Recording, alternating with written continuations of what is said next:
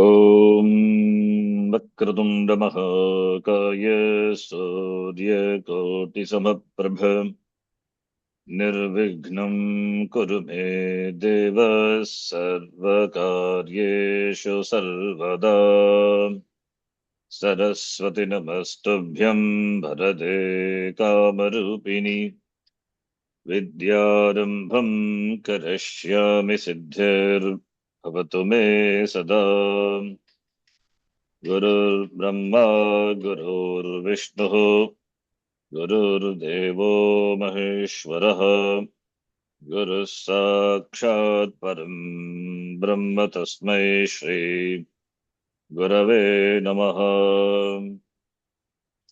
ॐ सहना भवतु सहनौ भुनक्तु सह वीर्यङ्करवावहै तेजस्विनावधीतमस्तु मा विद्विषावहै। ॐ शान्ति शान्ति शान्तिः। अथ सप्तमोऽध्यायः ध्यानम्। ॐ ध्यायेयं रत्नपीठे शुककलपटितं शृण्वतीं श्यामलाङ्गीं न्यस्तैकाङ्घ्रिं सरोजे शशिशकलधरां वल्लकीं वादयन्तीं कह्लाराबद्धमालां नियमितविलसच्चोलिकां रक्तवस्त्रां मातङ्गीं शङ्खपात्रां मधुरमधुमदां चित्रकोद्भासि बालाम्। ॐ ऋषिरुवाच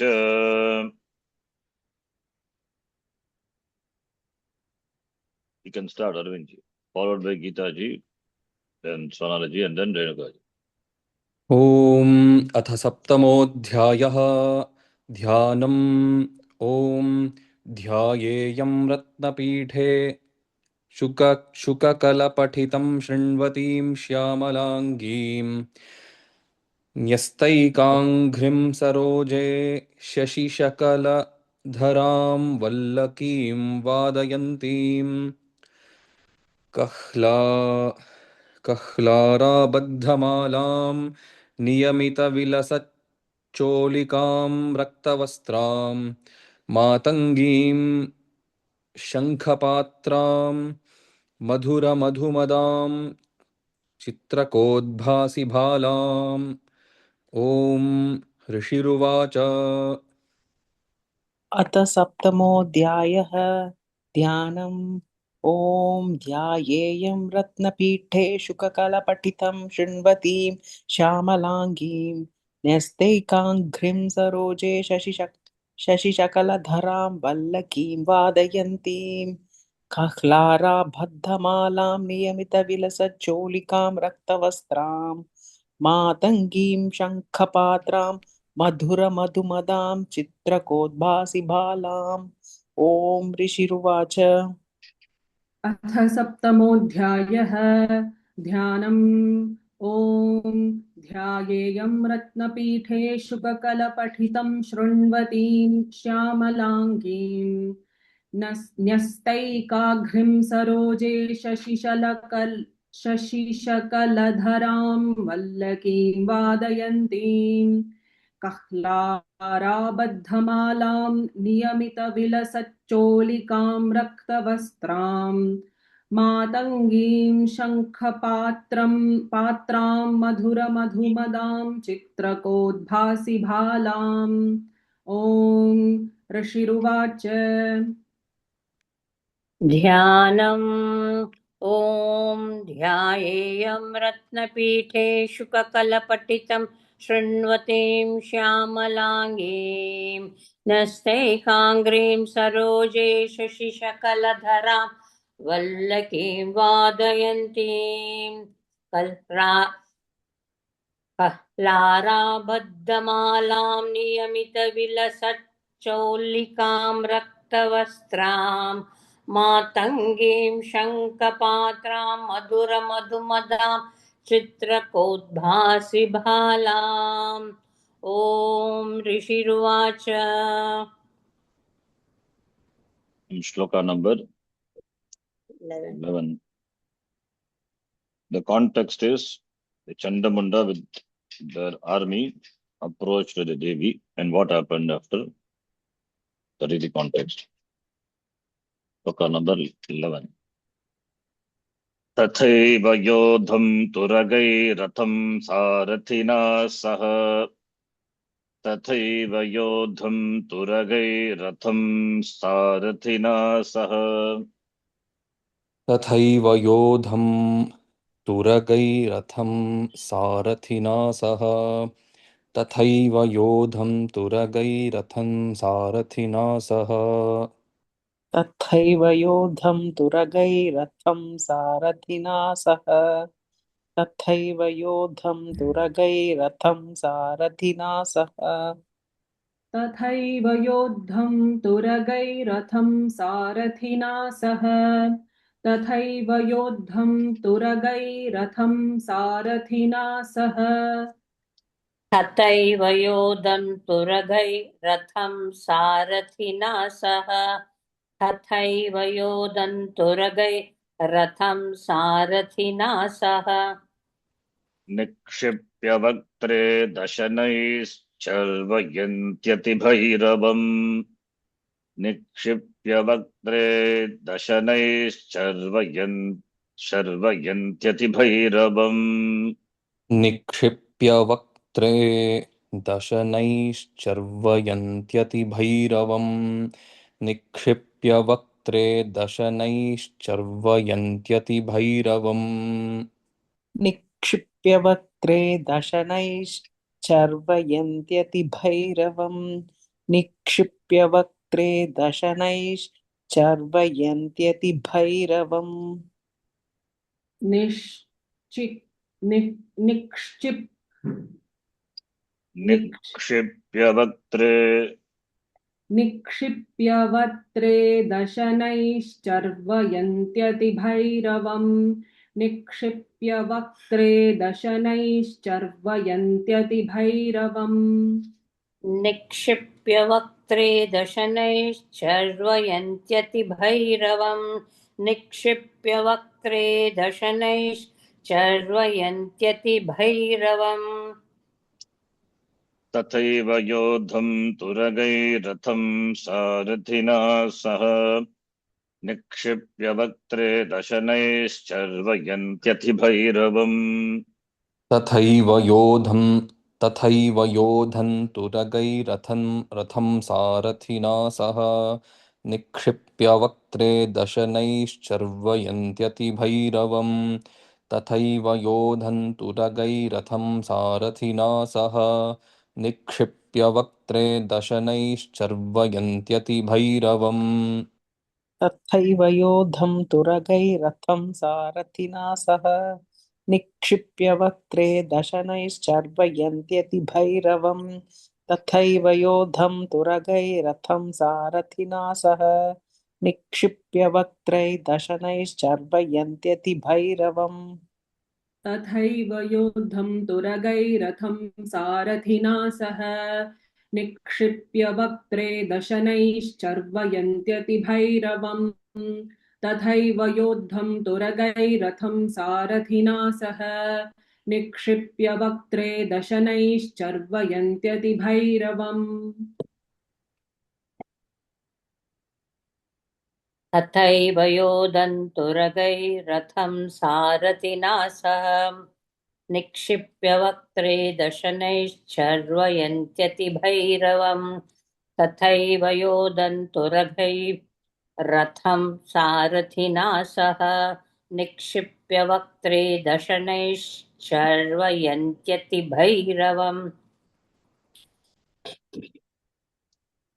Note.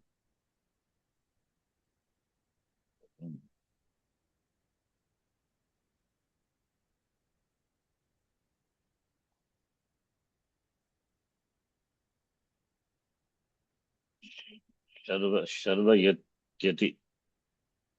Singular is so better, but anyway, this pata is also used there. Charvayati means chewing, chewing. Charvayati. Charvayan, Charvayanti is a Bhagavachanam. It's okay. Acharya can use. So tata eva yodham, yodhaha, veera, warrior. Turagaihi, Tritiya Bhakti. Visarga is not seen. Repa followed by repa. Repasya lopaha, purvasi dirgaha. Turagaihi, along with the ashvaihi, horses. And Sarathina saha.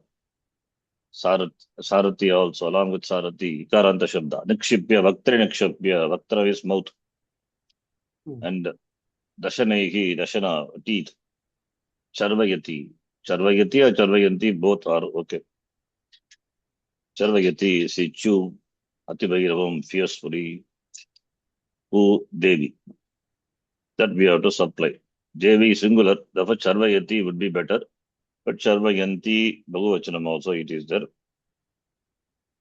That is also fine because it is there, Tata is there. Therefore we can take. Respectfully also Bhagavachan can be used. Ekam jagraga kesheshu grivaya matha chaparam. Ekam jagraha kesheshu grivaya matha chaparam. एकञ्जग्राह केशेषु ग्रीवायामथ चापरम् एकञ्जग्राह केशेषु ग्रीवायामथ चापरम् एकं जग्राह केशेषु ग्रीवायामथ चापरम् एकं जग्राह केशेषु ग्रीवायामथ चापरम् एकं जग्राह केशेषु ग्रीवायामथ चापरम् एकं जग्राह केशेषु ग्रीवायामथ चापरम् एकं जग्राह केशेषु ग्रीवायामथ चापरम् एकं जग्राह केशेषु ग्रीवायामथ चापरम् पादेनाक्रम्य चैवान्यमुरसान्यमपोत्थयत् पादेनाक्रम्य चैवान्यमुरसान्यमपोत्थयत् पादेनाक्रम्य चैवान्यमुरसान्यमपोथयत् पादेनाक्रम्य चैवान्यमुरसान्यमपोथयत् पादेनाक्रम्य चैवान्यमुरसान्यमपोथयत् पादेनाक्रम्य चैवान्यमुरसान्यमपोथयत् पादेनाक्रम्य चैवान्यमुरसान्यमपोथयत् पादेनाक्रम्य चैवान्यमुरसान्यमपोथयत् पादेनाक्रम्य चैवान्यमुरसान्यमपोथयत्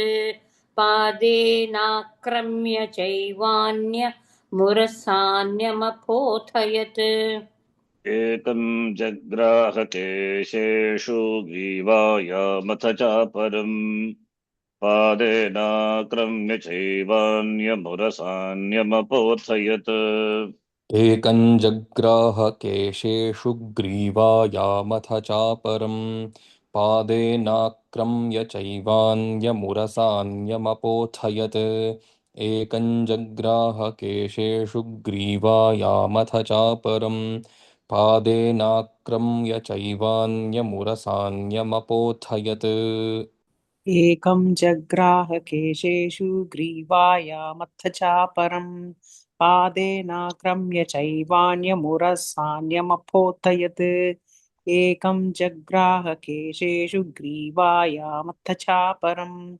पादेनाक्रम्य चैवान्यमुरसान्यमपोथयत् एकं जग्राह केशेषु ग्रीवायामथ चापरम् पादेनाक्रम्य चैवान्यमुरसान्यमपोथयत् एकं जग्राह केशेषु ग्रीवायामथ चापरम् पादेनाक्रम्य चैवान्यमुरसान्यमपोथयत् एकं जग्राह केशेषु ग्रीवायामथ चापरम् पादेनाक्रम्य चैवान्य मुरसान्यमपोथयत् एकं जग्राह केशेषु ग्रीवायामथ चापरम् पादेनाक्रम्य चैवान्य मुरसान्यमपोथयत् एकम केशेषु जग्रह केशेषु सा देवी एकम केशेषु जग्रह ग्रग धातु caught hold. She caught one by the hair. Griva is neck. Grivayam akaranta shabda. Aparam other one by the neck, and padena akramya by the feet. Another one, and urasa cha eva anyam urasa anyam apotayat sandhi. Anyam urasa apotayat. Another one with the chest. She crushed. Apotayat means crushing. Potayati. So she crushed one with the leg, other one with the chest. Urasa, uras shabda. Sakaranta shabda. Urasa anyam apotayat. Padena akramya anyam apotayat. Ekam kesheshu jagraha grihitavati. Aparam grivayam grihitavati. Gragdatu. Jagraha litlakara.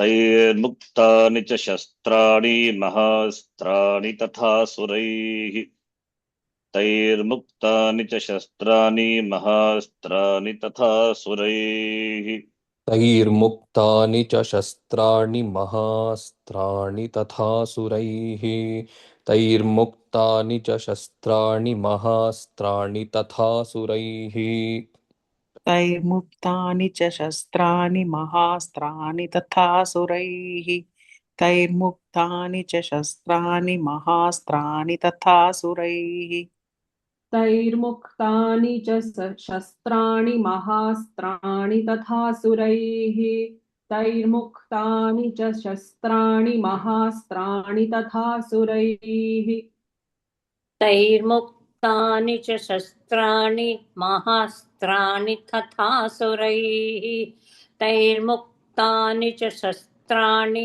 महास्त्राणि तथासुरैः मुखेन जग्राह रुषा दशनैर्मथितान्यपि मुखेन जग्राह रुषा दशनैर्मथितान्यपि मुखेन जग्राहरुषा दशनैर्मथितान्यपि मुखेन जग्राहरुषा दशनैर्मथितान्यपि मुखेन जग्राहरुषा दशनैर्मथितान्यपि मुखेन जग्राहरुषा दशनैर्मथितान्यपि मुखेन जग्राहरुषा दशनैर्मथितान्यपि मुखेन जग्राहरुषा दशनैर्मथितान्यपि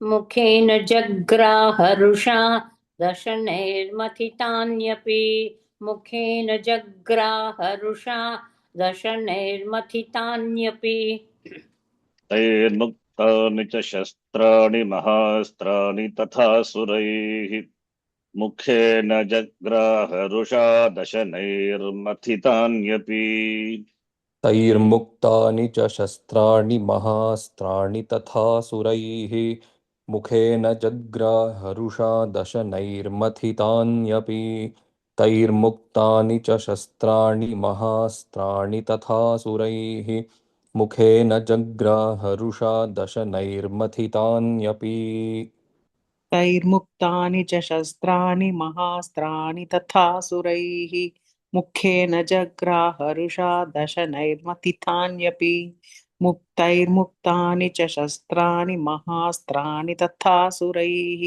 मुखेन जग्राहरुषा दशनैर्मथितान्यपि तैर्मुक्तानि च शस्त्राणि महास्त्राणि तथासुरैः मुखेन जग्राहरुषा दशनैर्मथितान्यपि तैर्मुक्तानि च शस्त्राणि महास्त्राणि तथासुरैः मुखेन जग्राहरुषा दशनैर्मथितान्यपि तैर्मुक्तानि च शस्त्राणि महास्त्राणि तथासुरैः मुखेन जग्राहरुषा दशनैर्मथितान्यपि तैर्मुक्तानि च शस्त्राणि महास्त्राणि तथासुरैः मुखेन जग्राहरुषा दशनैर्मथितान्यपि Shastrani muktani. Muktani much dhatu, release. Mukti also comes from this dhatu, much. Weapons, shastrani, mahastrani, great weapons, muktani, release. Kaihi, taihi, asuraihi, by those asuras. And they be mukhena jagraha. She caught all them with her mouth. And dashanaihi matitanyapi, dashana is teeth. And she crushed by the teeth. Matitani, matitani, crushed by teeth. Angrily, Rusha. Rusha is Tritiya Bhakti, Rusha. Rusha, Dashanehi, Matitani.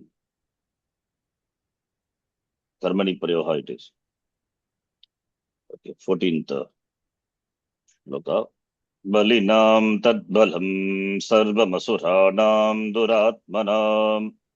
Balinam tadbalam sarvamasuranam duratmanam. बलिनां तद्बलं सर्वमसुराणां दुरात्मना बलिनां तद्बलं सर्वमसुराणां दुरात्मना बलिनां तत्बलं सर्वमसुराणां दुरात्मनां बलिनां तत्बलं सर्वमसुराणां दुरात्मनां बलिनां तद्बलं सर्वम् असुराणां दुरात्मनां बलिनां तद्बलं सर्वम् असुराणां दुरात्मनां बलिनां तद्बलं सर्वम् असुराणां दुरात्मनां बलिनां तद्बलं सर्वम् असुराणां दुरात्मनां ममर्दा भक्षयच्छान्यानन्यांश्चाताडयत् तथा ममर्दा भक्षयच्छान्यानन्यांश्चाताडयत् तथा ममर्दा भक्षयच्छान्यानन्यांश्चाताडयत्तथा ममर्दा भक्षयच्छान्यानन्यांश्चाताडयत्तथा ममर्दा भक्षयच्छान्यानन्यांश्चाताडयत्तथा ममर्दा भक्षयच्छान्यानन्यांश्चाताडयत्तथा ममर्दा भक्षयच्चान्यानन्यांश्चाताडयत्तथा ममर्दा भक्षयच्चान्यानन्यांश्चाताडयत्तथा ममर्दा भक्षयच्छान्यानन्यांश्च चाताडयत्तथा ममर्दा नन्यांश्चाताडयत् तथा नन्यांश्चाताडयत्तदा ममर्दा तथा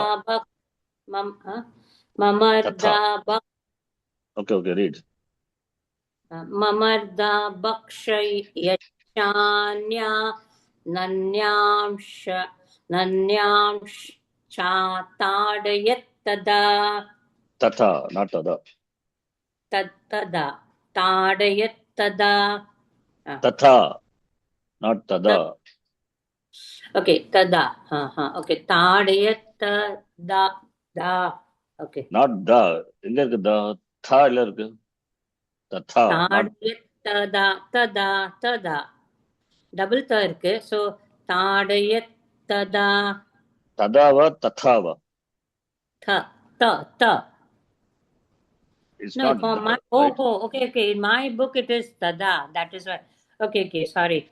I was just tatha. Okay. In my book it is da போட்டிருக்கு. Okay. बलिनां तद्बलं सर्वमसुराणां दुरात्मनां ममर्दा भक्षयच्छान्यानन्यांश्चाताडयत्तथा बलिनां तद्बलं सर्वमसुराणां दुरात्मनां ममर्दा भक्षयच्छान्यानन्यांश्चाताडयत्तथा बलिनां तद्बलं सर्वमसुराणां दुरात्मना ममर्दा भक्षयच्छान्यानन्यांश्चाताडयत्तथा बलिनां तद्बलं सर्वमसुराणां दुरात्मनां ममर्दा भक्षयच्छान्यनन्यांश्चाताडयत्तथा बलिनां तद्बलं सर्वमसुराणां दुरात्मनां ममर्दा भक्षयच्छान्यनन्यांश्चाताडयत्तथा बलिनां तद्बलं सर्वम् असुराणां दुरात्मनां ममर्दा भक्षयच्चान्यानन्यांश्चाताडयत्तथा बलिनां तद्बलं सर्वम् असुराणां दुरात्मनां ममर्दा भक्षयच्चान्यानन्यांश्चाताडयत्तथा बलिनां तद्बलं सर्वमसुराणां दुरात्मनां ममर्दा भक्षयञ्चान्यानन्यांश्चाडयत्तथा बलिनां तद्बलं सर्वमसुराणां दुरात्मनां ममर्दा भक्षयच्छान्यानन्यांश्चाता ताडयत्तथा नन्यांश्चाताडयत्तथा तदा or tata, whatever it is. Both are good. Okay. नन्यांश्चाताडयत्तथा. Second line looks difficult, but it is simple meaning. Marmada abhakshayat cha anyan cha tadayat tata. Sandhi anyan plus cha repanuswara sandhi.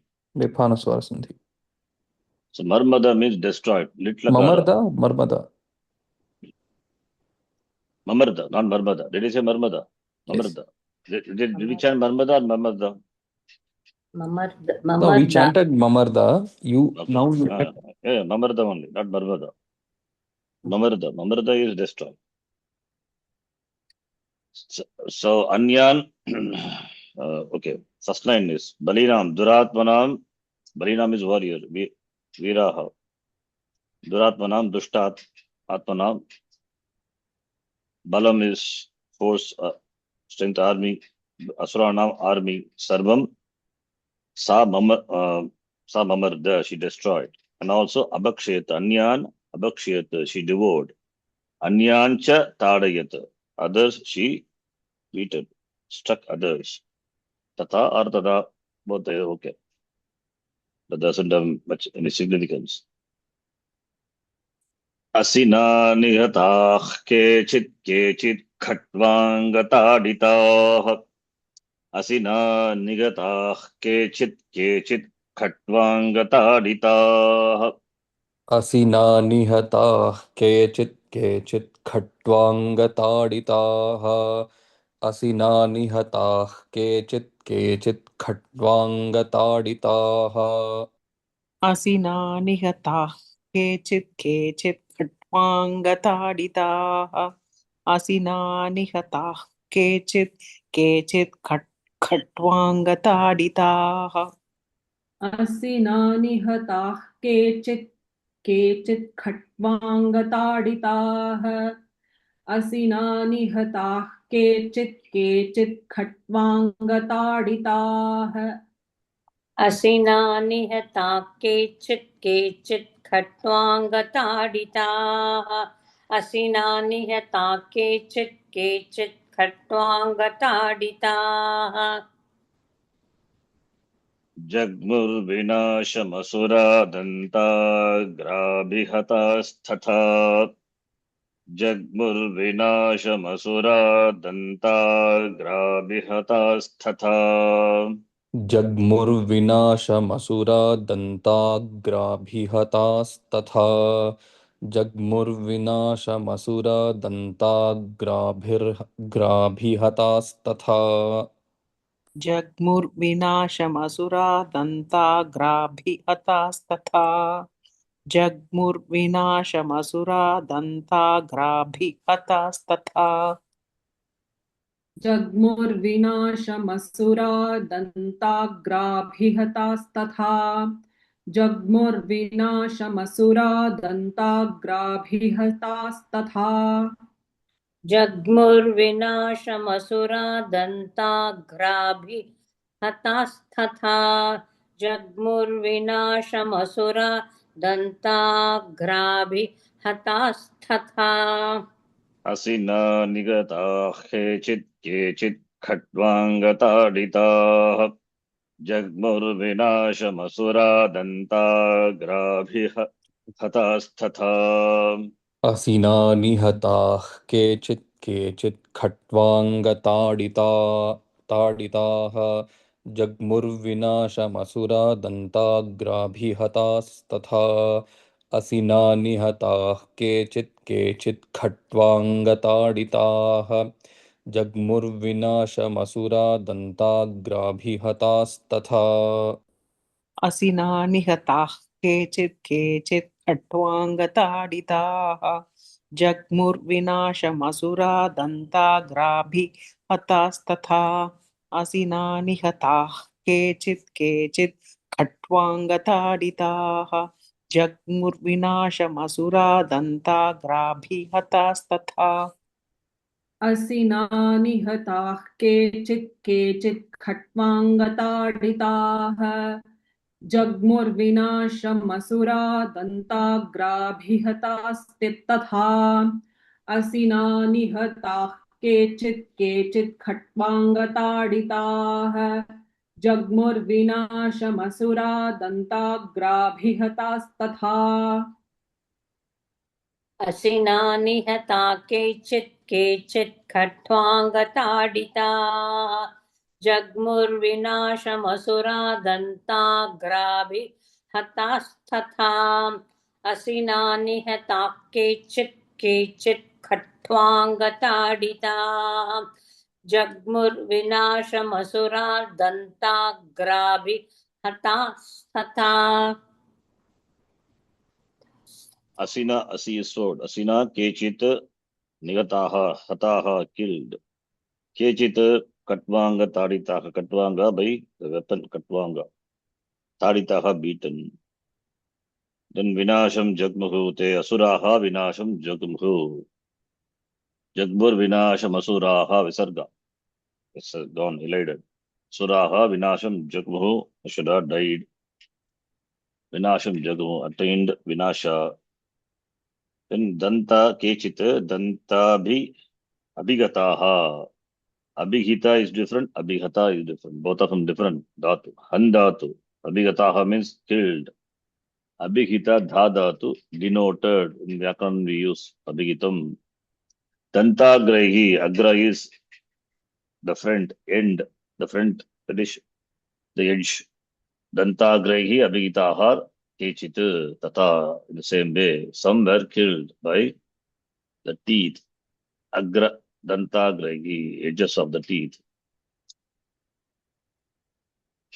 क्षणेन तद्बलं सर्वमसुराणां निपातितम् क्षणेन तद्बलं सर्वम् असुराणां निपातितम् क्षणेन तद्बलं सर्वमसुराणां निपातितम् क्षणेन तद्बलं सर्वमसुराणां निपातितम् क्षणेन तद्बलं सर्वमसुराणां निपातितम् क्षणेन तद्बलं सर्वमसुराणां निपातितम् क्षणेन तद्बलं सर्वम् असुराणां निपातितम् क्षणेन तद्बलं सर्वम् असुराणां निपातितम् क्षणेन तद्बलं सर्वम् असुराणां निपातितम् क्षणेन तद्बलं सर्वमसुराणां निपातितम् दृष्ट्वा चण्डोऽभिदुद्रावताम् कालीमतिभीषणाम्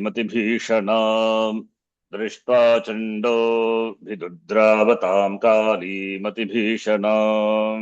दृष्ट्वा चण्डोऽभिदुद्रावताङ्कालीमतिभीषणाम् दृष्ट्वा चण्डोऽभिदुद्रावताङ्कालीमतिभीषणाम् दृष्ट्वा चण्डोभिदुद्रावतां कालीम् अतिभीषणाम् दृष्ट्वा चण्डोभिदुद्रावतां कालीमतिभीषणाम् दृष्ट्वा चण्डोभिदुर्द्रावतां कालीमतिभीषणाम्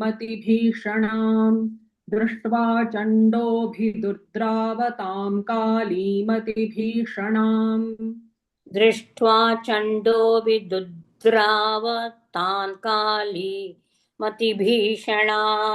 दृष्ट्वा चण्डोऽभिदुद्रावतां कालीमतिभीषणाम् क्षणेन तद्बलम् सर्वमसुराणाम् निपातितम् दृष्ट्वा चण्डोऽभिदुद्रावताम् कालीमतिभीषणाम् क्षणेन तत्बलं सर्वमसुराणान्निपातितं दृष्ट्वा चण्डोऽभिदुद्रावताङ्कालीमतिभीषणाम् क्षणेन तद्बलं सर्वमसुराणान्निपातितं दृष्ट्वा चण्डोऽभिदुद्रावताङ्कालीमतिभीषणाम् क्षणेन तद्बलं सर्वमसुराणां निपातितम् दृष्ट्वा चण्डोभिदुद्रावतां कालीमतिभीषणाम् क्षणेन तद्बलं सर्वमसुराणां निपातितम् दृष्ट्वा चण्डोभिदुद्रावतां कालीमतिभीषणाम् क्षणेन तद्बलं सर्वम् असुराणां निपातितम् दृष्ट्वा चण्डोभिदुद्रावतां कालीमतिभीषणाम् क्षणेन तद्बलं सर्वम् असुराणां निपातितम् दृष्ट्वा द्रावतां कालीमतिभीषणाम् क्षणेन तद्बलं सर्वमसुराणां निपातितं दृष्ट्वा चण्डोऽभिदुद्रावतां कालीमतिभीषणाम् क्षणेन तद्बलं सर्वमसुराणां निपातितं दृष्ट्वा चण्डोऽभिदुद्रावतां कालीमतिभीषणाम् Abhidudrava, Drudhatu, Dravati. Abhidudrava means rushed forward. Kaha Chandaha. Towards Kali. Tam Kali Mati Bisharam. That Kali who is Ati fearful. Looks terrible. Having seen Drishtva, Shanena in a moment. Balam Sarvam Asuranam Balam Nipatitam. The entire army was well destroyed by the Devi, having seen that. Now Chanda approaches Devi Dudrava. शरवर्षैर्महाभीमैर्भीमाक्षीं तां महासुरः शरवर्षैर्महाभीमैर्भीमाक्षीं तां महासुरः शरवर्षैर्महाभीमैर्भीमाक्षीं तां महासुरः शरवर्षैर्महाभीमैर्भीमाक्षीं तां महासुरः शरवर्षैर्महाभीमैर्भीमाक्षीं तां महासुरः शरवर्षैर्महाभीमैर्भीमाक्षीं तां महासुरः शरवर्षैर्महाभीमैर्भीमाक्षीं तां महासुरः शरवर्षैर्महाभीमैर्भीमाक्षीं तां महासुरः शरवर्षैर्महाभीमैर्भीमाक्षीं तां महासुरः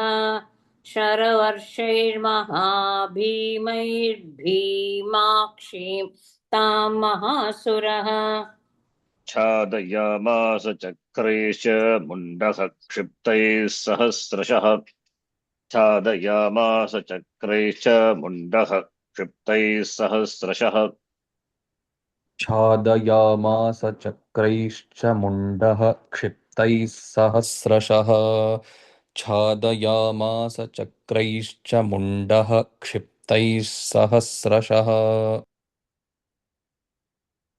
चादयामास चक्रैश्च मुण्डैः क्षिप्तैः सहस्रशः चादयामास चक्रैश्च मुण्डैः क्षिप्तैः सहस्रशः छादयामास चक्रैश्च मुण्डः क्षिप्तैः सहस्रशः छादयामास चक्रैश्च मुण्डः क्षिप्तैः सहस्रशः छादयामास चक्रैश्च मुण्डः क्षिप्तैः सहस्रशः छादयामास चक्रैश्च मुण्डः क्षिप्तैः सहस्रशः शरवर्षैर्महाभीमैर्भीमाक्षीं तां महासुरः छादयामास चक्रैश्च मुण्डः क्षिप्तैः सहस्रशः शरवर्षैर्महाभीमैर्भीमाक्षीं तां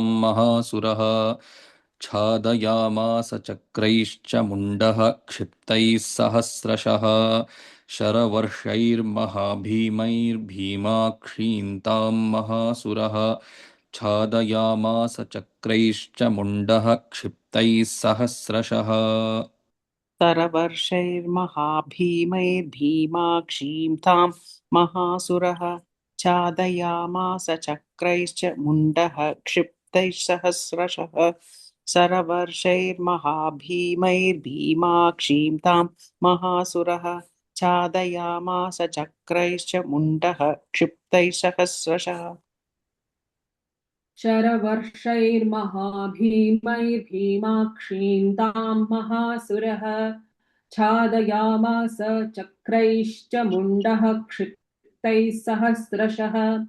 शरवर्षैर्महाभीमैर्भीमाक्षीं तां महासुरः छादयामास चक्रैश्च मुण्डः क्षिप्तैः सहस्रशः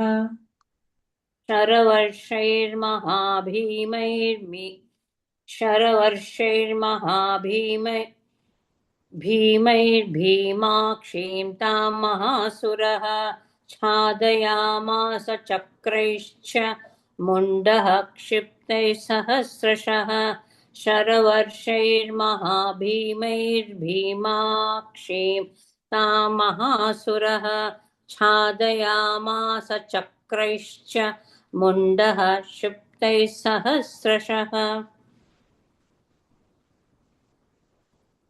शरवर्षैः महासुरः चण्डः महाभीमैः शरवर्षैः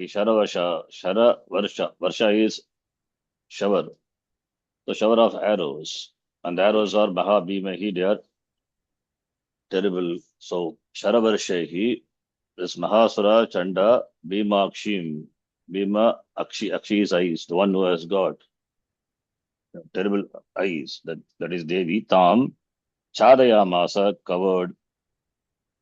Similarly, Mundaha also by throwing chakra, discus. Chakraihi discusses Bhagavachanam. Chadayamasa covered the Devi, both the Chanda and Munda. The Munda is going to be really Munda, going to be killed. The shloka after next it comes. Tani chakranyane vishamanani tanmukham. Tani chakranyane vishamanani tanmukham. तानि चक्राण्यनेकानि विशमानानि तन्मुखम् तानि चक्राण्यनेकानि विशमानानि तन्मुखम् तानि चक्राण्यनेकानि विशमानानि तन्मुखम् तानि चक्राण्यनेकानि विशमानानि तन्मुखम् तानि चक्राण्यनेकानि विशमानानि तन्मुखम् तानि चक्राण्यनेकानि विशमानानि तन्मुखम् तानि चक्राण्यनेकानि विशमानानि तन्मुखम् तानि चक्राण्यनेकानि विशमानानि तन्मुखम्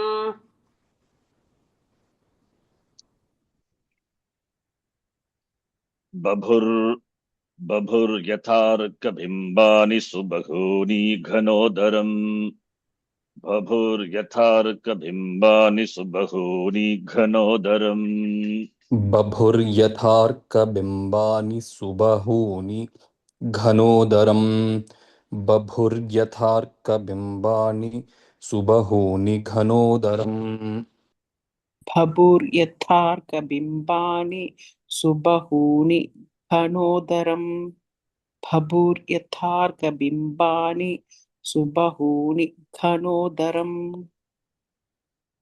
बभुर्यथार्कबिम्बानि सुबहूनि घनोदरम् बभुर्यथार्कबिम्बानि सुबहूनि घनोदरम् बभुर्यथार्कबिम्बानि सुबहूनि घनोदरम् बभुर्यथार्कबिम्बानि सुबहूनि घनोदरम् तानि चक्राण्यनेकानि विशमानानि तन्मुखम् बभुर्यथार्कबिम्बानि सुबहूनि घनोदरम् तानि चक्राण्यनेकानि विशमानानि तन्मुखम् बभुर्यथार्कबिम्बानि सुबहूनि घनोदरम् तानि चक्राण्यनेकानि विशमानानि तन्मुखम् बभुर्यथार्कबिम्बानि सुबहूनि घनोदरम् तानि चक्राण्यनेकानि विशमानानि तन्मुखम् भभूर्यथार्कबिम्बानि सुबहूनि घनोदरम् तानि चक्राण्यनेकानि विशमानानि तन्मुखम् भभूर्यथार्कबिम्बानि सुबहूनि घनोदरम् तानि चक्राण्यनेकानि विशमानानि तन्मुखम् बभुर्यथार्कबिम्बानि सुबहूनि घनोदरम् तानि चक्राण्यनेकानि विशमानानि तन्मुखम् बभुर्यथार्कबिम्बानि सुबहूनि घनोदरम् तानि चक्राण्यनेकानि विशमानानि तन्मुखम् बभूर्यथार्कबिम्बानि सुबहूनि घनोदरम् तानि चक्राण्यनेकानि विशमानानि तन्मुखम् बभूर्यथार्कबिम्बानि सुबहूनि घनोदरम् अनेकानि चक्राणि तानि विशमानानि तन्मुखं तस्याः मुखं the mukham, that is mouth of the Devi. All these chakra they entered, means she swallowed. Like what? Like Ghanodaram. Ghana is clouds. So Arka Bimbani, Bimba, as the Arka Bimba, the Surya Bimba enter into the clouds and disappear. So too the Astras entered into her mouth and disappeared. That is the meaning. Next one. ततो जहासा तिरुषा भीमं भैरवनादिनी ततो जहासा तिरुषा भीमं भैरवनादिनी ततो जहासा तिरुषा भीमं भैरवनादिनी ततो जहासा तिरुषा भीमं भैरवनादिनी ततो जहासा तिरुषा भीमं भैरवनादिनी ततो जहासा तिरुषा भीमं भैरवनादिनी ततो जहासा तिरुषा भीमं भैरवनादिनी ततो जहासा तिरुषा भीमं भैरवनादिनी ततो जहासा तिरुषा भीमं भैरवनादिनी ततो जहासा तिरुषा भीमं भैरवनादिनी काली कराल भक्त्रांतर्दुर्दर्श दशनोज्ज्वला काली कराल भक्त्रांतर्दुर्दर्श दशनोज्ज्वला काली करालवक्त्रान्तर्दुर्दर्श दशनोज्ज्वला काली करालवक्त्रान्तर्दुर्दर्श दशनोज्ज्वला काली करालवक्त्रान्तर्दुर्दर्शदशनोज्ज्वला काली कराल वक्त्रान्तर्दुर्दर्श दशनोज्ज्वला काली कराल वक्त्रान्तर्दुर्दश दशनोज्ज्वला दुर्दर्शदशनोज्ज्वला काली कराल दुर्दर्शदशनोज्ज्वला काली कराल वक्त्रांत दुर्दश दशनोज्ज्वला काली कराल वक्त्रांत दुर्दश दशनोज्ज्वला वक्त्रांतर रेपा is there. वक्त्रांतर दुर्दर्श दशनोज्ज्वला ततो जहासा तिरुषा भीमं भैरवनादिनी काली कराल वक्त्रांतर्दुर्दर्श दशनोज्ज्वला ततो जहासा तिरुषा भीमं भैरवनादिनी काली करालवक्त्रान्तर्दुर्दर्शदशनोज्ज्वला ततो जहासा तिरुषा भीमं भैरवनादिनी काली करालवक्त्रान्तर्दुर्दर्शदशनोज्ज्वला ततो जहासा तिरुषा भीमं भैरवनादिनी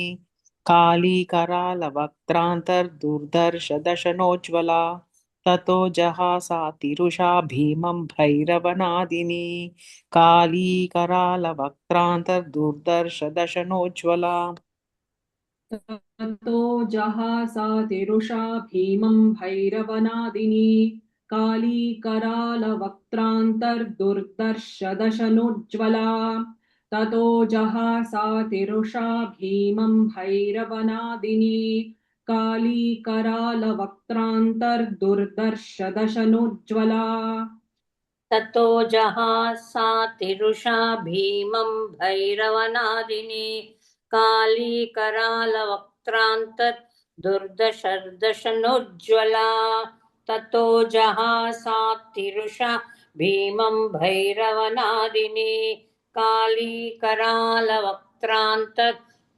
दुर्दशनोज्ज्वला दुर्दर्श दशनोज्ज्वला दुर्दशनोज्ज्वला yes. ततः भैरवनादिनी the one who rose terribly सः जहासा hasda to laugh, but he can take here. She did garjanai. Garjitavati atirusha angrily. Bhimam Bhairavanadini angrily and Bhim loudly, angrily she laughed. Who Kali and Karala Vaktranta. Vaktranta Karala Vaktranta. Vaktra is mouth. Vaktranta Durdarsha Darshanojvala. Vaktranta, Vaktrasya Antaha in the mouth, their teeth, and they are difficult to see. Durdarsha, because it's shining. Dashanojvala, Dashana teeth. Vaktrasya Antaha, Vaktrante, Dashanani Santi, and they are Durdarsha, difficult to see. Why? Because they are shining. So Karala Vaktranta Dashanojvala. Then the next shloka, Uttaya cha Mahasimham Devi Chandamadhavata. Uttaya cha Mahasimham is one word. Simham Devi Chandamadhavata.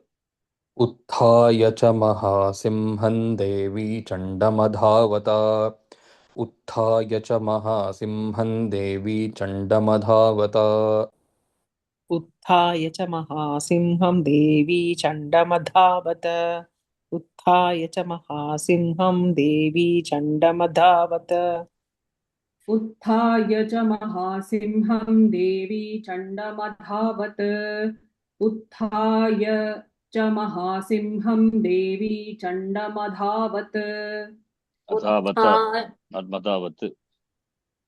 Okay. But Dhavati is Parasmai Paridhatu, but Adhavata मधावत is Shishta Prayoga. Yes. उत्थाय च महासिंहं देवी चण्डमधावत् उत्थाय च महासिंहं देवी चण्डमधावत् So in your book, Madhavati is there. धावत् चण्डमधावत्. Adhavati is correct, but Adhavata is in the book. That is also correct. You can take Shishta Prayoga. What is the Grihitva- correct one you said? Both are correct. Both correct one is a grammar. You have to tell what is correct. Dhatu is Parasmipadi. Then Lang Lakara must be Dhavat, Adhavat, not Dhavat. Adhavat. Dhavat. Okay. That is grammatically correct. But Adhavata, you cannot find mistake with the work of Acharyas. Shrestha Purusha. Therefore, that is also correct. But we cannot use that. We have to say Adhavat. गृहीत्वा चास्य केशेषु शिरस्तेनासिनाच्छिनत् गृहीत्वा चास्य केशेषु शिरस्तेनासिनाच्छिनत् गृहीत्वा चास्य केशेषु शिरस्तेनास्तिनाच्छिनत् शिरस्तेनासि शिरस्तेनासिनाच्छिनत् गृहीत्वा चास्य केशेषु शिरस्तेनासिनाच्छिनत् गृहीत्वा गृहीत चास्य केशेषु शिरस्तेनासिनाच्छिनत् गृहीत्वा चास्य केशेषु शिरस्तेनासिनाचिनत् गृहीत्वा चास्य केशेषु शिरस्तेनासिनाच्छिनत्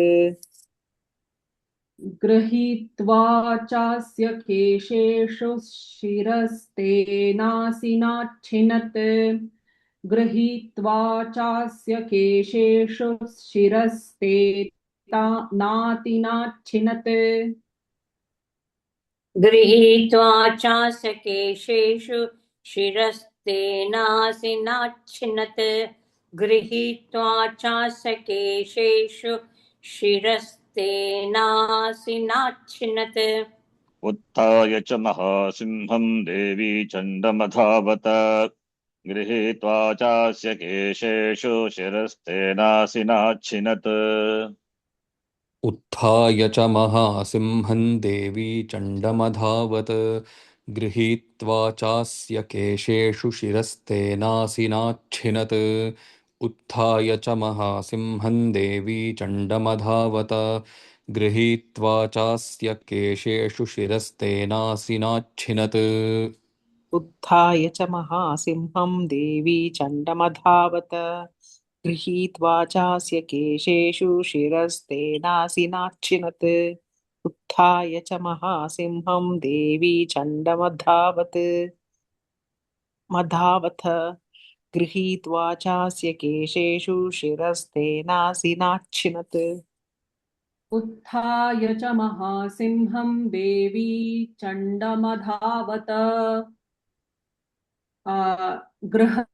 गृहीत्वा चास्य केशेषु शिरस्तेनासिनाच्छिनत् उत्थाय च महासिंहं देवी चण्डमधावत गृहीत्वा चास्य केशेषु शिरस्तेनासिनाच्छिनत् उत्थाय च महासिंहं देवी चण्डमधावत गृहीत्वा चास्य केशेषु शिरस्तेनासिनाच्छिनत् उत्थाय च महासिंहं देवी चण्डमधावत गृहीत्वा चास्य केशेषु शिरस्तेनासिनाच्छिनत्.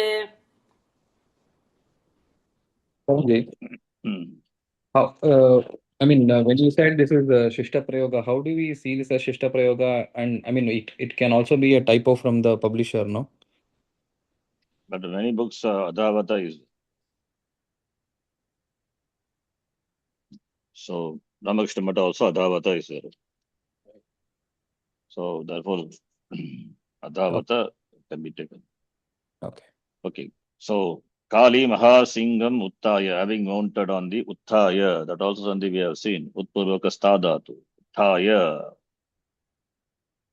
Okay. We have not seen, I think, in our class. We will see. Uthaya. Utpurvaka sthadatu. Sakara also goes away. Not goes away, something happens. Uthaya, having mounted on the lion. Chandam adhavata. Chandam prati. Adhavata. Shirash towards Chanda. Then grihitva kesheshu. So whenever holding by kesha hair is there, then saptami vibhakti will be there. Kesheshu grihitva. Even before also many places it came. Kesheshu, holding. It's by grammar rule. Kesheshu grihitva. Catching him by the hair. Then what did he do? Shirahat tena asina. Shirastena asina. Tena asina. Shiraha achinat. Achinat. Again, lang lakara. Cut. Tena asina, by that sword. Shiraha. Shiras sakaranta. Shiraha shirasi. Shiramsi. Shiraha sakali. Shiraha achinat. She cut the head of Chanda. Atamundo. Okay. Next one.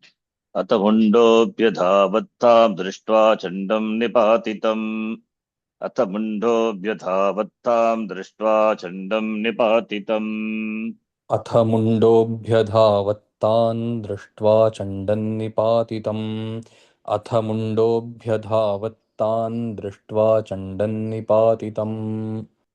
अथ मुण्डोऽभ्यधावत्तां दृष्ट्वा चण्डं निपातितम् अथ मुण्डोऽभ्यधावत्तां दृष्ट्वा चण्डं निपातितम् अथ मुण्डोऽभ्यधावत्तां दृष्ट्वा चण्डं निपातितम् अथ मुण्डोऽभ्यधावत्तां दृष्ट्वा चण्डं निपातितम् अथ मुण्डोऽभ्यधावत्तां दृष्ट्वा चण्डन्निपातितम्. अथ मुण्डोऽभ्यधावत्तां दृष्ट्वा चण्डं निपातितम्. तमप्यपातयद्भूमौ सा खड्गाभिहतं रुषा. तमप्यपातयद्भूमौ सा खड्गाभिहतं रुषा. तमप्यपातयद्भूमौ सा खड्गाभिहतं मृषा. तमप्यपातयद्भूमौ सा खड्गाभिहतं मृषा. तमप्यपातयद्भूमौ सा खड्गाभिहतं रुषा तमप्यपातयद्भूमौ सा खड्गाभिहतं रुषा तमप्यपातयद्भूमौ सा खड्गाभिहतं मृषा तमप्यपातयद्भूमौ सा खड्गाभिहतं मृषा तमप्यपातयद्भूमौ सा खड्गाभिहतं मृषा. तमप्यपातयद्भूमौ सा खड्गाभिहतं मृषा. अथ मुण्डोऽभ्यधावत्तां दृष्ट्वा चण्डं निपातितम्. तमप्यपातयद्भूमौ सा खड्गाभिहतं मृषा. अथ मुण्डोऽभ्यधावत्तान् दृष्ट्वा चण्डन्निपातितम्. तमप्यपातयद्भूमौ सा खड्गाभिहतं मृषा. अथ मुण्डोऽभ्यधावत्तान् दृष्ट्वा चण्डन्निपातितम्. तमप्यपातयद्भूमौ सा खड्गाभिहतं मृषा. अथ मुण्डोऽभ्यधावत्तां दृष्ट्वा चण्डं निपातितम् तमप्यपातयद्भूमौ सा खड्गाभिहतं रुषा अथ मुण्डोऽभ्यधावत्तां दृष्ट्वा चण्डं निपातितं तमप्यपातयद्भूमौ सा खड्गाभिहतं रुषा अथ मुण्डोऽभ्यधावत्तां दृष्ट्वा चण्डं निपातितं तमप्यपातयद्भूमौ सा खड्गाभिहतं मृषा अथ मुण्डोऽभ्यधावत्तां दृष्ट्वा चण्डनिपातितं तमप्यपातयद्भूमौ सा खड्गाभिहतं मृषा अथ मुण्डोऽभ्यधावत्तां दृष्ट्वा चण्डं निपातितं तमप्यपातयद्भूमौ सा खड्गाभिहतं मृषा. अथ मुण्डोऽभ्यधावत्तां दृष्ट्वा चण्डं निपातितं तमप्यपातयद्भूमौ सा खड्गाभिहतं वृषा. Chandam Nipatitam. Chanda fell down. Having seen him, then Munda Abhyadhavat. Mundo Abhyadhavat. Munda, not Mundo Bhyaha, not Bhyasa. Yes, is not a pratyaya. Abhyadhavat. Ran after Devi. Then what she do? Saw Tamapi Apatayat Bhumau. She also caused him to fall. That is, fell him down. How? By Kadgena Abhigatam. Kadga Abhigatam Rusha. Kadgena Abhigatam, by striking him with Kadga the sword, Rusha angrily. Hatashesham tatasainyam drishtva chandam nipatitam mundam cha sumahaviryam disho bheje bhayat. Oh, sorry. Hatashesham tatasainyam drishtva chandam nipatitam. हतशेषं ततः सैन्यं दृष्ट्वा चण्डं निपातितं हतशेषं ततः सैन्यं दृष्ट्वा चण्डं निपातितम् अतशेषं ततः सैन्यं दृष्ट्वा चण्डं निपातितम् अतशेषं ततः सैन्यं दृष्ट्वा चण्डं निपातितम् हतशेषं ततः सैन्यं दृष्ट्वा चण्डं निपातितं हतशेषं ततः सैन्यं दृष्ट्वा चण्डं निपातितम् हतशेषं ततः सैन्यं दृष्ट्वा चण्डं निपातितं हतशेषं ततः सैन्यं दृष्ट्वा चण्डं निपातितम् मुण्डं च सुमहावीर्यं दिशो भेजे भयातुरम् मुण्डं च सुमहावीर्यं दिशो भेजे भयातुरम् मुण्डं च सुमहावीर्यं दिशो भेजे भयातुरम् मुण्डं च सुमहावीर्यं दिशो भेजे भयातुरम् मुण्डं च सुमहावीर्यं दिशो भेजे भयातुरम् मुण्डं च सुमहावीर्यं दिशो भेजे भयातुरम् मुण्डं च सुमहावीर्यं दिशो भेजे भयातुरम् मुण्डं च सुमहावीर्यं दिशो भेजे भयातुरम् मुण्डं च सुमहावीर्यं दिशो भेजे भयातुरम् मुण्डं च सुमहावीर्यं दिशो भेजे भयातुरम् हतशेषं ततः सैन्यं दृष्ट्वा चण्डं निपातितं मुण्डं च सुमहावीर्यं दिशो भेजे भयातुरम् हतशेषं ततः सैन्यं दृष्ट्वा चण्डं निपातितं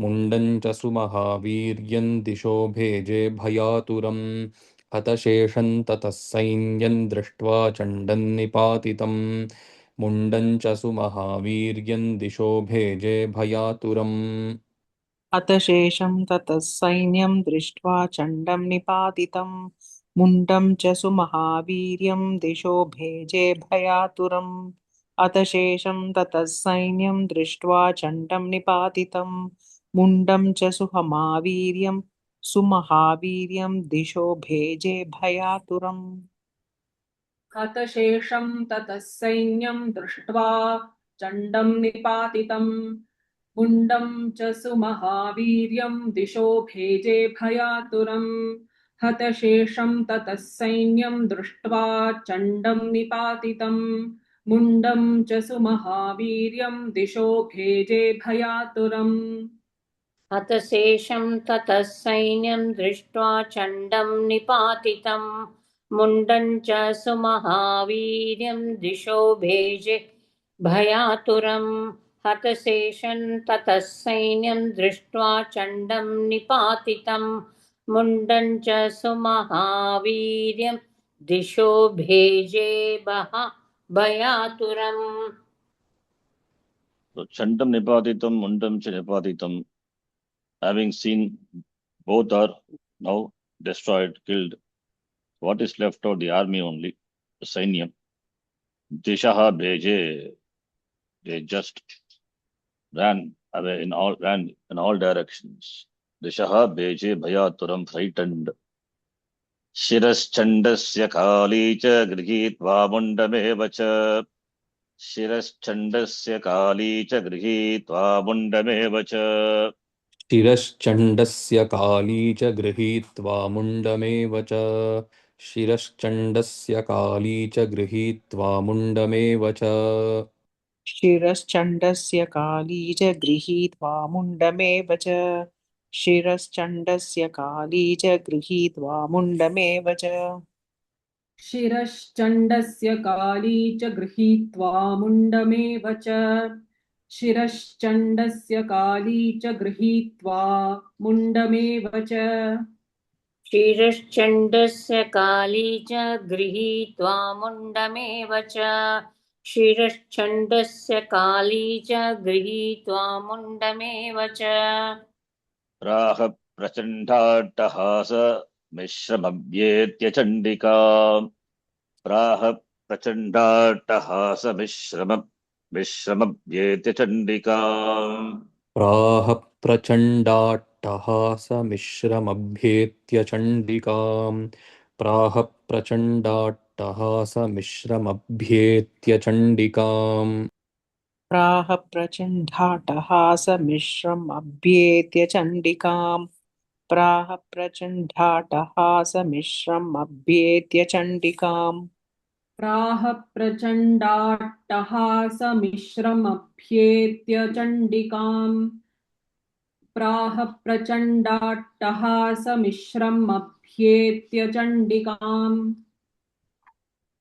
प्राह प्रचण्डाट्टहासमिश्रमभ्येत्य चण्डिकाम् प्राह प्रचण्डाट्टहासमिश्रमभ्येत्य चण्डिकाम् शिरश्चण्डस्य काली च गृहीत्वा मुण्डमेव च प्राह प्रचण्डाट्टहासमिश्रमभ्येत्य चण्डिका शिरश्चण्डस्य काली च गृहीत्वा मुण्डमेव च प्राह प्रचण्डाट्टहासमिश्रमभ्येत्य चण्डिकाम् शिरश्चण्डस्य काली च गृहीत्वा मुण्डमेव च प्राह प्रचण्डाट्टहासमिश्रमभ्येत्य चण्डिकाम् शिरश्चण्डस्य काली च गृहीत्वा मुण्डमेव च प्राह प्रचण्डाटहासमिश्रमभ्येत्य चण्डिकाम् शिरश्चण्डस्य काली च गृहीत्वा मुण्डमेव च प्राह प्रचण्डाटहासमिश्रमभ्येत्य चण्डिकाम् शिरश्चण्डस्य काली च गृहीत्वा मुण्डमेव च प्राह प्रचण्डाट्टहासमिश्रमभ्येत्य चण्डिकाम् शिरश्चण्डस्य काली च गृहीत्वा मुण्डमेव च प्राह प्रचण्डाट्टहासमिश्रमभ्येत्य चण्डिकाम् शिरश्चण्डस्य काली च गृहीत्वा मुण्डमेव च प्राह प्रचण्डाट्टहासमिश्रमभ्येत्य चण्डिकाम् शिरश्चण्डस्य काली च गृहीत्वा मुण्डमेव च प्राह प्रचण्डाट्टहासमिश्रमभ्येत्य चण्डिकाम् शिरः शिरश्चण्डस्य शिरः चण्डस्य शिरः and mundasya cha both are the heads of chanda and munda grihitva holding sa kali prachandattahasa mishram hasa is laughing prachandatta so laughing loudly so attahasa prachandattahasa whatever attahasa the same loudly attahasa mishram mixed with loud laughter Chandikam, Chandika another manifestation of Devi. Abhyetya approaching, Abhyetya Abhi Puruk Indatu, Abhyetya Gatva Samipam Gatva Praha Uktavati Kimuktavati Maya Tavatro Pahritau Chandamundau Mahapashu Maya Tavatro Pahritau Chandamundau Mahapashu मया तवात्रोपहृतौ चण्डमुण्डौ महापशु मया तवात्रोपहृतौ चण्डमुण्डौ महापशु मया तवात्रोपहृतौ चण्डमुण्डौ महापशु मया तवात्रोपहृतौ चण्डमुण्डौ महापशु मया तवात्रो प्रहृतौ चण्डमुण्डौ महापशु मया तवात्रो प्रहृतौ चण्डमुण्डौ महापशु मया तवात्रोपहृतौ चण्डमुण्डौ महापशु मया तवात्रोपहृतौ चण्डमुण्डौ महापशु युद्धयज्ञे स्वयं शुम्भं निशुम्भं च हनिष्यसि युद्धयज्ञे स्वयं शम्भुं निशुम्भं च हनिष्यसि शुम्भं युद्ध शुम्भं you said shambhum Okay, निशुम्भं. Okay. युद्धयज्ञे स्वयं शुम्भं निशुम्भं च हनिष्यसि युद्धयज्ञे स्वयं शुम्भं निशुम्भं च हनिष्यसि युद्धयज्ञे स्वयं शुम्भं निशुम्भं च हनिष्यसि युद्धयज्ञे स्वयं शुम्भं निशुम्भं च हनिष्यसि युद्धयज्ञे स्वयं शुम्भं निशुम्भं च हनिष्यसि युद्धयज्ञे स्वयं शुम्भं निशुम्भं च हनिष्यसि युद्धयज्ञे स्वयं शुम्भं निशुम्भं च हनिष्यसि युद्धयज्ञे स्वयं शुम्भं निशुम्भं च हनिष्यसि मया तवात्रोपहृतौ चण्डमुण्डौ महापशु युद्धयज्ञे स्वयं शुम्भं निशुम्भं च हनिष्यसि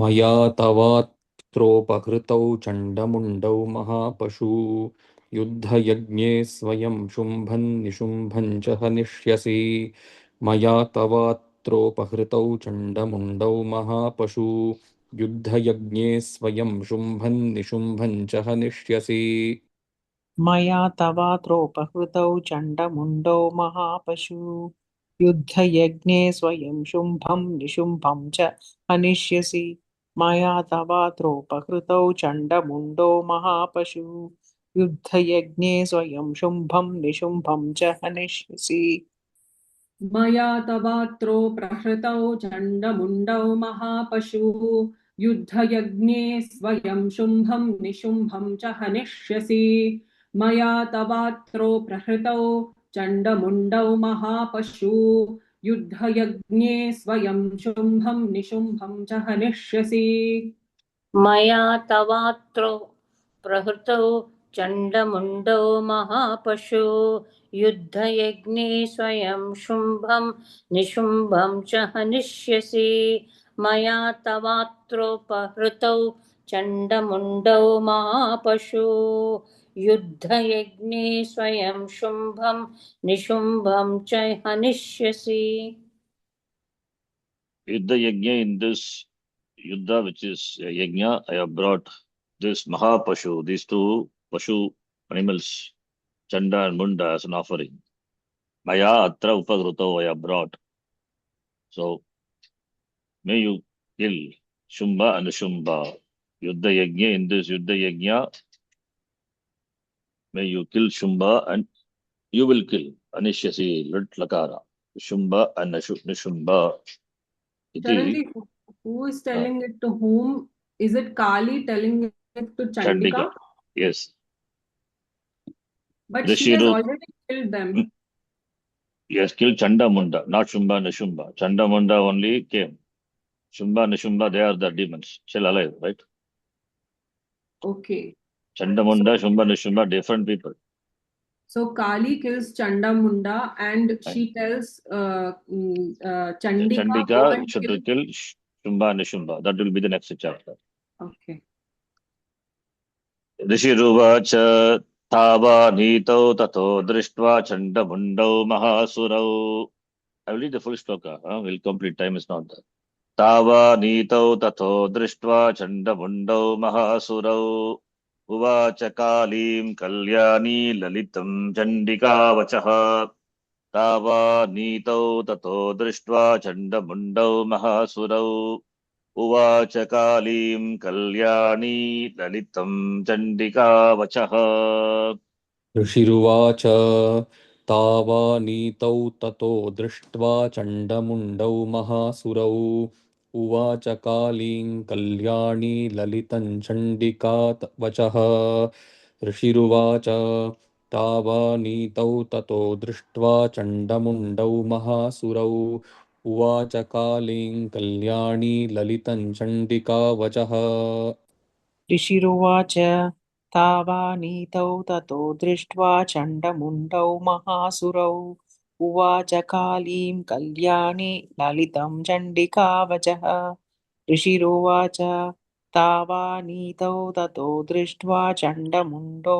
महासुरौ उवाच कालीं कल्याणी ललितं चण्डिकावचः ऋषिरुवाच तावानीतौ ततो दृष्ट्वा चण्डमुण्डौ महासुरौ उवाच कालीं कल्याणी ललितं चण्डिकावचः तावानीतौ ततो दृष्ट्वा चण्डमुण्डौ महासुरौ उवाच कालीं कल्याणी ललितं चण्डिकावचः तावानीतौ ततो दृष्ट्वा चण्डमुण्डौ महासुरौ उवाच कालीं कल्याणीं ललितं चण्डिकावचः ऋषिरुवाच तावानीतौ ततो दृष्ट्वा चण्डमुण्डौ महासुरौ उवाच कालीं कल्याणीं ललितं चण्डिकावचः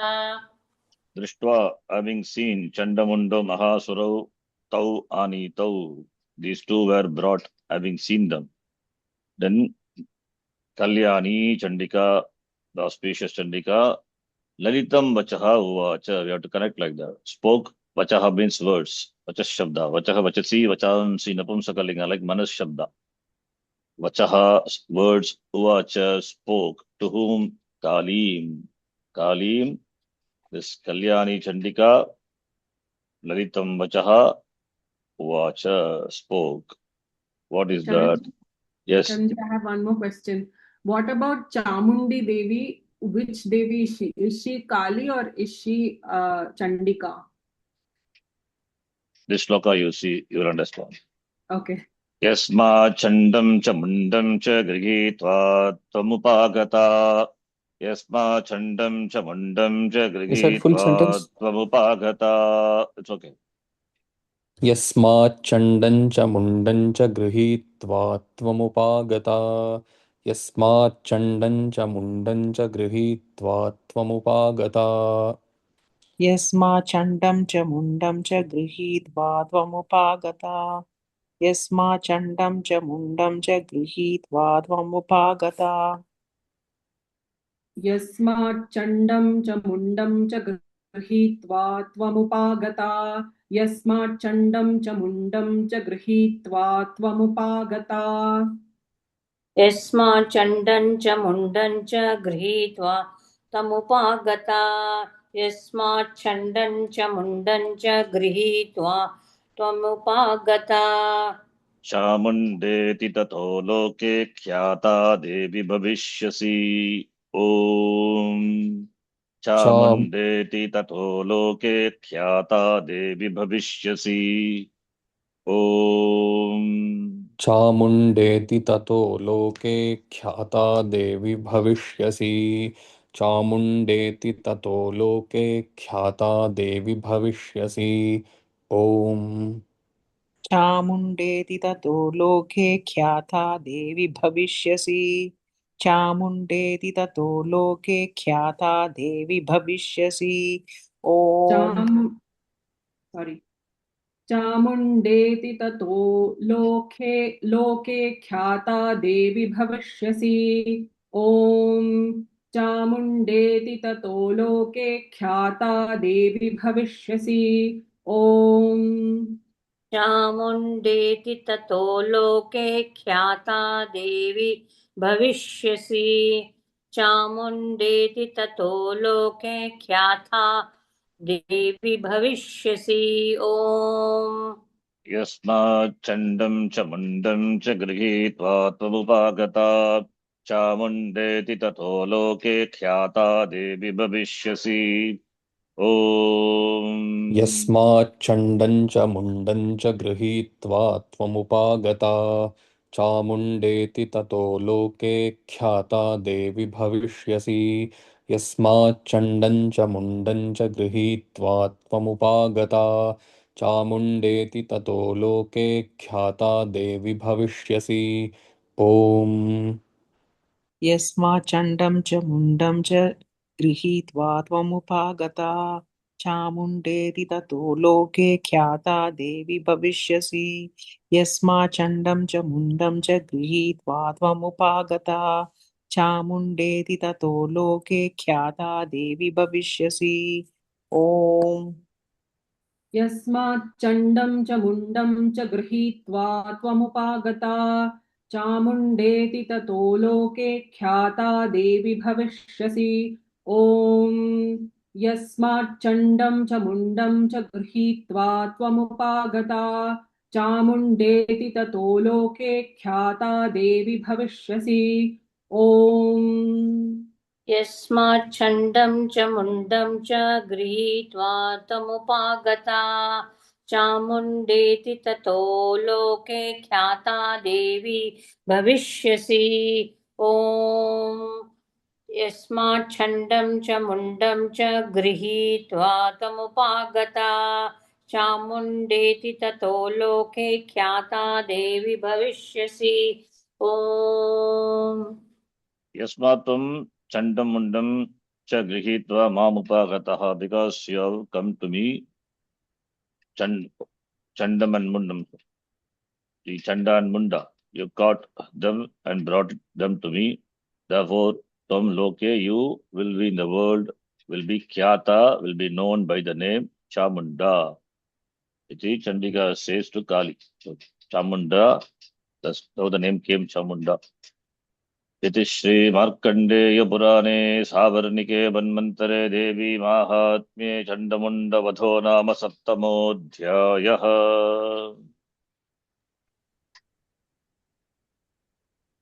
Arvind, you're on mute. Thank you. ॐ इति श्रीमार्कण्डेयपुराणे सावर्णिके मन्वन्तरे देवीमाहात्म्ये चण्डमुण्डवधो नाम सप्तमोऽध्यायः। ॐ इति श्रीमार्कण्डेयपुराणे सावर्णिके मन्वन्तरे देवीमाहात्म्ये चण्डमुण्डवधो नाम सप्तमोऽध्यायः। इति श्री मार्कण्डेयपुराणे सावर्णिके मन्वन्तरे देवी माहात्म्ये चण्डमुण्डवधो नाम सप्तमोऽध्यायः। इति श्री मार्कण्डेयपुराणे सावर्णिके मन्वन्तरे देवी माहात्म्ये चण्डमुण्डवधो नाम सप्तमोऽध्यायः।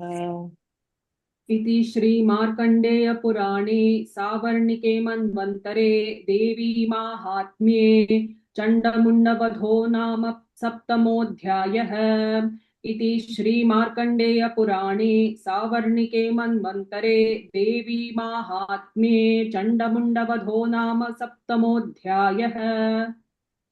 इति श्री मार्कण्डेय पुराणे सावर्णिके मन्वन्तरे देवी माहात्म्ये चण्डमुण्डवधो नाम सप्तमोऽध्यायः। इति श्री मार्कण्डेय पुराणे सावर्णिके मन्वन्तरे देवी माहात्म्ये चण्डमुण्डवधो नाम सप्तमोऽध्यायः। ॐ पूर्णमदः पूर्णमिदं पूर्णात् पूर्णमुदच्यते पूर्णस्य पूर्णमादाय पूर्णमेवावशिष्यते। ॐ शान्तिः शान्तिः शान्तिः। हरिः ॐ श्रीगुरुभ्यो नमः। हरिः ॐ। धन्यवाद। हरि ओम जी। धन्यवादः। धन्यवादः जी। Thank you. धन्यवादः श्रवणजी। हरि ओम जी. 11 o'clock ஆயிடுச்சுங்க ராத்திரி. Yes, yes. Thank you जी. हरि ओम जी. धन्यवाद. धन्यवाद।